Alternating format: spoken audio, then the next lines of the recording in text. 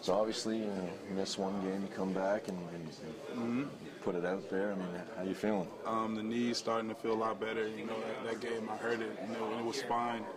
After I got up, that late night it started to get real sore and I couldn't really bend it. And I tried to come in early to loosen it up and it just wasn't good to go. But today was real good.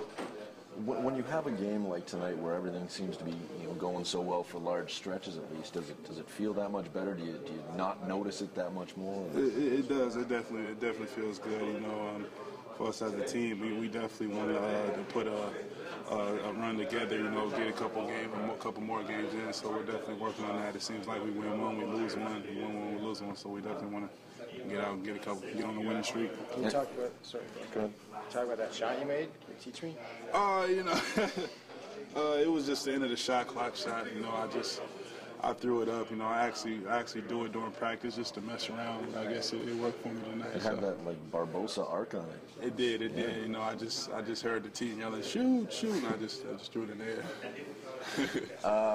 The way these games have gone over the last while, obviously, some very tight games going both ways, as you mentioned.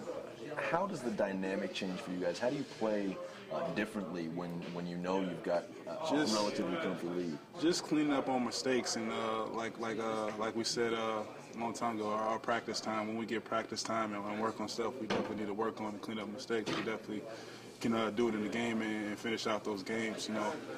There's a bunch of games, we should have had this season, at least about 11. I think we definitely should have had, but, we're getting better as a team, and like I said, we need to put a streak together and start the games. What's going on through your mind when you've got that 17-point lead and it gets trimmed to 6 after 3? You got to stay focused. You can't lose that concentration. You got to stay focused.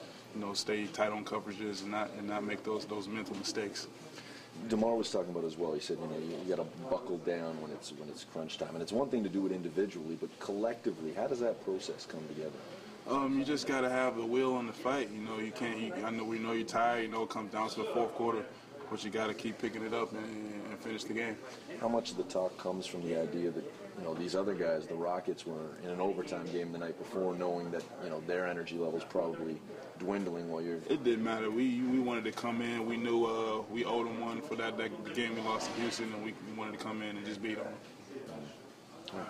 Yes. Thanks, man. Yes, sir.